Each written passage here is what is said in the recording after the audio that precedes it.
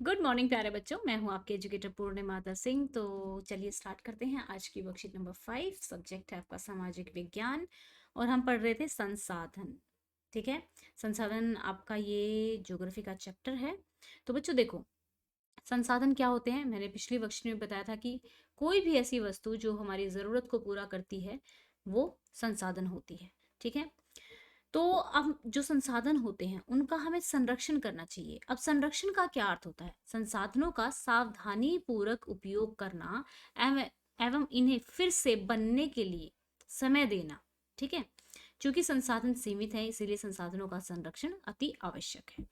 अब भूमि संसाधन का संरक्षण, इसके लिए वनारोपण यानी कि हमें वन उगाने चाहिए। रासायनिक कीटनाशक जो हैं, उर्वरक जो हैं, जो खेतों में फर्टिलाइजर्स डाले जाते हैं, उनका हमें कम यूज़ करना चाहिए।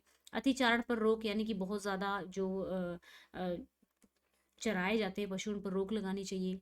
मृदा जो एक संसाधन है उसका संरक्षण किस तरीके से होगा? मृदा संरक्षण के लिए हमें क्या करना चाहिए? पेड़ लगाने चाहिए, बाढ़ पर नियंत्रित करना चाहिए।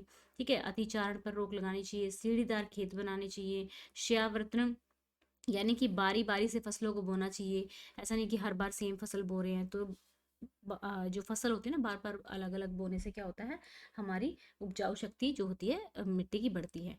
जल संसाधन का संरक्षण, अब देखो बहुत सारी जो कंपनीज होती हैं, इंडस्ट्रीज होती हैं, उनमें जो पानी होता है जो अनट्रीटेड ही छोड़ दिया जाता है। तो उससे क्या होता है, बाकी जो साफ पानी होता है वो भी पोल्यूट हो जाता है। तो इसलिए पानी को हमेशा शोधित करके ही बहाना चाहिए। ठीक है, जल के अति उपयोग को रोकना एवं इसे प्रदूषण से बचाना अति आवश्यक है। तो एक जर्नल सी वर्कशीट है ये आपकी, लेकिन ये आपका चैप्टर है। प्राकृतिक वनस्पति और वन्य प्राणियों का संरक्षण करना चाहिए। जो लोग शिकार करते हैं, शिकार पर लोग रोक लगानी चाहिए। ऐसे तो शिकार पर रोक है, लेकिन जो रूल हैं वो उतने अच्छे से नहीं इम्प्लीमेंट होते, तो रूल को स्ट्रिक्टली अप्लाई करना चाहिए। ठीक है, खनिज संसाधनों का संरक्षण, अब जैसे कि कोयला हो गया, पेट्रोलियम हो गया आदि खनिज ईंधनों का प्रयोग कम करके इनके स्थान पर विद्युत ऊर्जा, सौर ऊर्जा आदि के उपयोग को बढ़ावा दिया जाना चाहिए। तो चलिए, अब ये आपके 2 क्वेश्चन हैं, इनके आंसर दे दीजिए। तो बहुत आसान से एक तरीके से जेनरिक सी वर्कशीट है, मतलब बहुत जनरल से आंसर्स होंगे इसके। तो बच्चा चलो ये देखिए, ये देखेंगे आप। ठीक है, अपने घर और विद्यालय में जल संरक्षण के लिए कुछ उपाय सुझाइए। तो हाथ धोते समय, सेविंग करते समय पानी बंद रखें।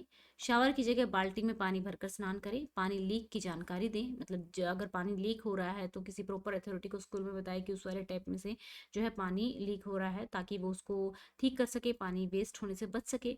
वर्षा का जल छत पर संरक्षण कर उसका उपयोग करना चाहिए। कपड़े बर्तन धोते समय नल को चालू न रखें।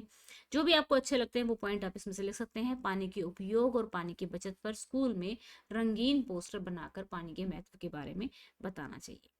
हमारे दैनिक जीवन में उपयोग होने वाले किन्हीं 3 खनिजों के संरक्षण के उपाय बताने हैं आपको। तो आप कोयला, पेट्रोलियम वगैरह के बारे में भी लिख सकते हैं। तांबा, लोहा, निकेल, लिथियम, ये सारे खनिज ही हैं। ठीक है ना, तो खनिजों का नियोजित यानी कि प्लानिंग करके ही टिकाऊ तरीके से उपयोग करना चाहिए। खनिजों का पुनर्चक्रण, पुनर्चक्रण का मतलब है रिसाइकिल कर लेना चाहिए। एक बार यूज किया फिर उससे कुछ और सामान बनाया, फिर यूज किया फिर उससे कुछ और सामान बना लिया। अनुसंधान के माध्यम से वैकल्पिक यानी कि हमें रिसर्च करनी चाहिए कि हम किस तरीके से जो रिन्यूएबल रिसोर्सेज हैं उनसे ही अपना जीवन चला सकें। प्रौद्योगिकी में सुधार यानी कि टेक्नोलॉजी में सुधार करना चाहिए, ताकि जो लो ग्रेड के अयस्कों का लाभकारी उपयोग किया जा सके। मतलब जो लो ग्रेड यानी कि लो ग्रेड के खनिज हैं, एक तरीके से अयस्क हैं, ठीक है, उनमें से हम खनिजों को एक्सट्रैक्ट कर सकें। संसाधनों का उपयोग जिम्मेदारी पूर्वक करने के लिए सख्त नियम बनाने चाहिए। ठीक है, तो यही था आज की आपकी वर्कशीट में। तो बच्चों फिर से याद दिला देती हूँ आप लोगों को कि आपका 18 जुलाई को कॉम्बेट होने वाला है। कॉम्बेट एक तरीके का क्विज होता है अन अकेडमी पे। ठीक है, जिसमें आपके मैथ और साइंस की एनसीईआरटी के 30 क्वेश्चन आते हैं, जो कि आपको 60 मिनट में करने होते हैं। अगर आपका रैंक अच्छा आता है तो आप करोड़ों रुपए की स्कॉलरशिप जीत सकते हैं। और सबसे अच्छी चीज़ ये है कि हर क्वेश्चन का डिटेल वीडियो सॉल्यूशन दिया होता है। अगर इससे आपके कंसेप्ट जो हैं क्या होते हैं, अच्छे होते हैं, और दूसरा आपकी क्वेश्चंस को अटेम्प्ट करने की एक स्पीड बढ़ती है। तो आपको ये टेस्ट ज़रूर देना चाहिए, बिल्कुल फ्री है, इसकी कोई फीस नहीं है। ठीक है, बशर्ते आप पूर्णिमा 10 कोड लगाएंगे। पूर्णिमा 10 कोड लगाते ही आप एनरोल हो जाओगे। लाइव क्विज भी आप अटेंड कर सकते हैं पूर्णिमा 10 कोड से। अनअकैडमी पे 10% डिस्काउंट ले सकते हैं। अगर कोई भी कोर्स आप खरीदते हैं, स्पेशल क्लास अटेंड कर सकते हैं। लिंक जो है डिस्क्रिप्शन में दिया हुआ है। ठीक है बच्चों, तो ये थी हमारी आज की वर्कशीट। आई होप सो अच्छे से समझ में आई होगी। अगर आपको ये चैनल अच्छा लगता है, मेरा पढ़ाया हुआ अच्छा लगता है, चैनल को सब्सक्राइब करना, वीडियो को शेयर करना। Thank you, have a nice day, may God bless you.